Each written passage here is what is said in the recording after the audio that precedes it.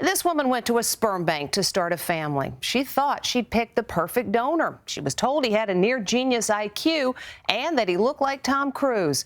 But when she found out who the donor really was, she says her heart dropped. Wendy Norman has always been upfront about the fact that her 18-year-old son Alex was the product of a sperm donor. She recalls how she looked over the profiles of the available donors and carefully selected a man identified only as number 9623. The profile was really interesting.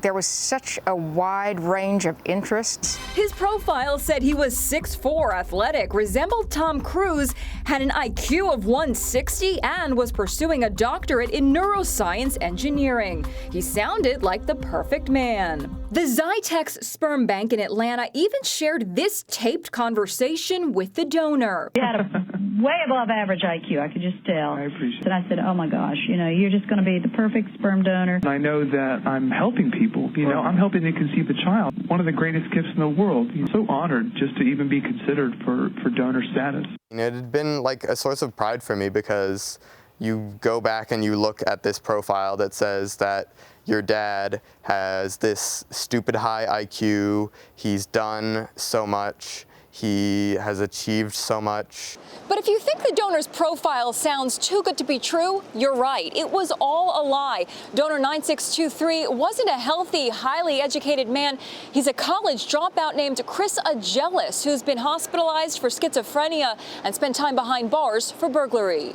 The revelation all these years later has left Wendy and her son shaken. My heart just dropped. First you're hit with a shock, and then you don't want to believe it. Alex now worries that, like the father he has never met, he may become schizophrenic, which tends to be hereditary. Alex has struggled with mental illness since he was in first grade. He would snap and he would yell and he sometimes threw things. I had holes in walls and broken doors and things like that, broken mirror, broken window in the house. It was, to say a roller coaster is an understatement. It turns out Alex isn't alone. The donor has fathered at least 36 children. He apologized on a podcast. I hope that, the families involved and particularly the children involved can find it in their hearts to forgive me. I know that they must feel like I betrayed their trust, and I feel terrible about it.